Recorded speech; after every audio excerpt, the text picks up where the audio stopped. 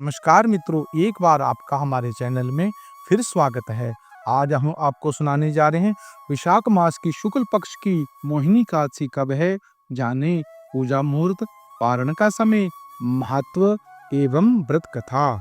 विशाख मास के शुक्ल पक्ष की एकादशी तिथि को इस एकादशी को मोहिनी एकादशी के नाम से जानते हैं। इस दिन व्रत रखकर भगवान विष्णु के मोहिनी स्वरूप की पूजा विधि विधान से करते हैं। पूजा के समय मोहिनी एकादशी के व्रत कथा का सुनते हैं और व्रत के अगले दिन सूर्य उदय के बाद पारण करते हैं। जो व्यक्ति मोहिनी एकादशी का व्रत रखता है उसे 1000 गऊ दान करने के समान पुण्य लाभ प्राप्त होता है। धन धान्य सुख और समृद्धि मिलने से वह खुशहाल रहता है। मोहिनी एकादशी का शुभ मुहूर्त और पारण का समय क्या है? मई की पहली एकादशी मोहिनी एकादशी पंचांग के अनुसार इस बार मोहिनी एकादशी के दिन जरूरी विशाख शुक्ल पक्ष की एकादशी तिथि 7 मई गुरुवार को सुबह 10:19 से आरंभ होने वाली है।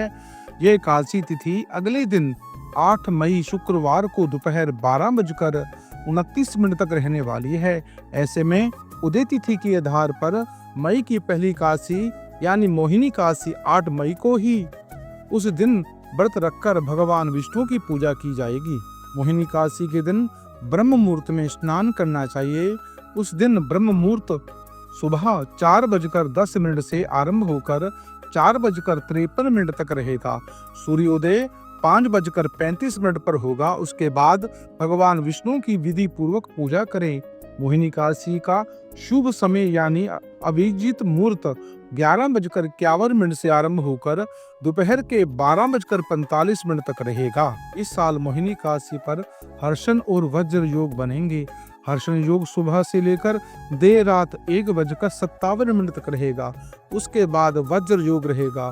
हर्षण योग और में पूजा और वज्र योग में पारण होगा। एकादशी पर उत्तरा फाल्गुनी नक्षत्र सुबह से लेकर रात तक 9:06 से लेकर उसके बाद हस्त नक्षत्र है। इस बार मोहिनी एकादशी के दिन भद्रा लग रही है, जिसका वास स्थान पाताल लोक है। भद्रा प्रारंभ होगी सुबह 5:35 से होगा और समापन दोपहर के 12:29 तक रहेगा। यह भद्रा पाताल की है। इसका दुरुपयोग पृथ्वी पर नहीं होगा। ऐसे पर आप शुभ कार्य कर सकते हैं। मांगलिक कार्य करने पर कोई रोग नहीं होती। जो लोग 8 मई को मोहिनी एकादशी का व्रत रखेंगे वे पारण का समय 9 मई शनिवार को सुबह 5:34 से लेकर 8:16 तक के बीच में पारण कर सकते हैं। द्वादशी तिथि का समापन दोपहर 2:56 तक रहेगा। मोहिनी एकादशी के व्रत करने से व्यक्ति के सभी पाप मिट जाते हैं। उस व्यक्ति पर भगवान विष्णु प्रसन्न होते हैं। उनकी कृपा से व्यक्ति को मृत्यु के बाद मोक्ष की प्राप्ति होती है। यदि आप केवल मोहिनी एकादशी का व्रत रखते हैं तो पूरे विशाख महीने में जो दान करने के समान पुण्य लाभ प्राप्त होता है। तो व्यक्ति एकादशी की व्रत कथा सुनता है वह 1000 गौओं के दान करने के बराबर पुण्य लाभ अर्जित करता है। भक्तों, अब आपको सुनाने जा रहे हैं मोहिनी एकादशी की व्रत कथा। श्रद्धा भक्ति भाव से श्रवण करें। बोलो लक्ष्मी नारायण भगवान की जय।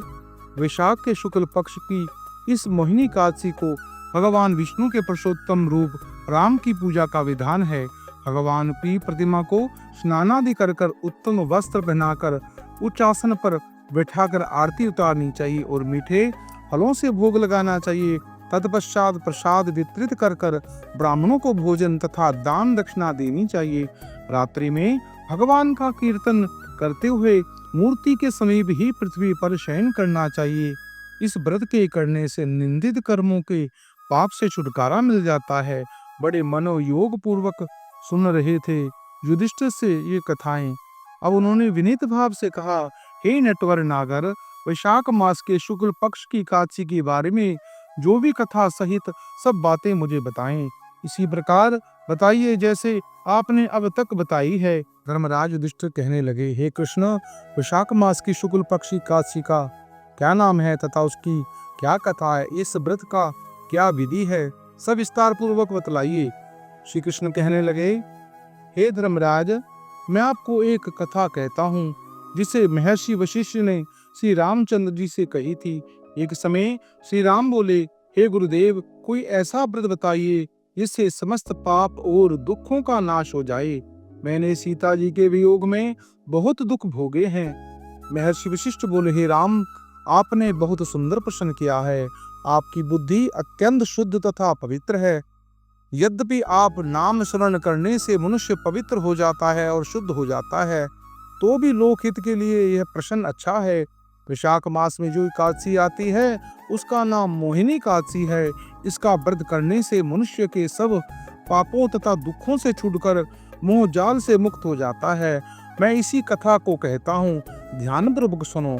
सरस्वती नदी के तट पर भद्रवती नाम की एक नगरी से द्युतिमान नामक चंद्रवंशी राजा राज्य करता था। वहां धन धान्य से संपन्न व पुण्यवान धनपाल नामक वैश्य भी रहता था। वह अत्यंत दयालु, श्रद्धालु, विष्णु भक्त था। उसने नगर में अनेक भोजनालय, प्याऊ, कुएं, सरोवर, धर्मशाला आदि बनवाए थे। सड़कों पर आम, जामुन, नीम आदि के अनेक वृक्ष भी लगवाए थे। उसके 5 पुत्र थे, सुमना, सद्बुद्धि, मेधावी, सुकृति और दृष्ट बुद्धि। इनमें से 5वां पुत्र दृष्ट बुद्धि महापापी था। वह पितृ आदि को नहीं मानता था। वह वैश्य, दुराचारी, मनुष्यों की संपत्ति में रहकर जुआ खेलता और परस्त्री गमन करता था, भोग विलास करता था तथा मद्य शराब का भी सेवन करता था।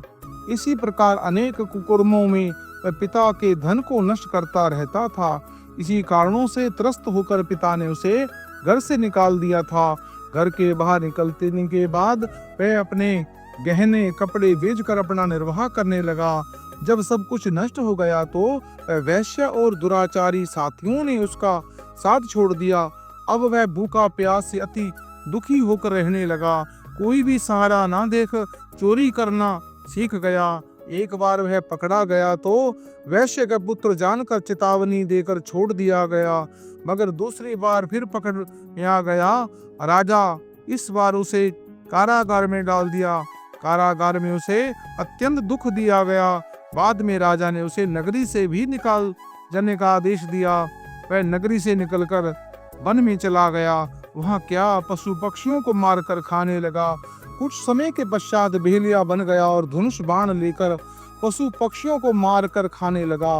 एक दिन भूख प्यास से व्यथित होकर वह खाने की तलाश में घूमता रहा। कोडियन ऋषि के आश्रम में पहुंच गया। उस समय वैशाख मास था और ऋषि गंगा स्नान करने आ गए थे। उसके भीगे वस्त्रों के छींटे उस पर पड़ने से उसे सद्बुद्धि प्राप्त हुई। वह कोडियन मुनि जी से हाथ जोड़कर कहने लगा कि हे मुनि, मैंने जीवन में बहुत पाप किए। आप इन पापों से छूटने का कोई साधारण बिना धन का उपाय बतलाइए।